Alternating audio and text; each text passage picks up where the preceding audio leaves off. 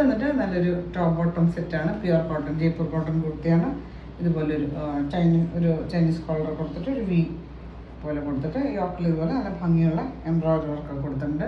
ഒരു റാണി പിങ്കാണ് ഷെയ്ഡ് വന്നിട്ട്. ടോപ്പിൻ്റെ ലെങ്ത്ത് വന്നിട്ട് 45 ഒക്കെയാണ്, 45 ഇഞ്ചസ് ആണ്. സ്ലിറ്റഡ് ആയിട്ട് വന്നിട്ട് ഇതുപോലെ സ്ലിറ്റഡ് ആയിട്ടുള്ള ടോപ്പാണ്.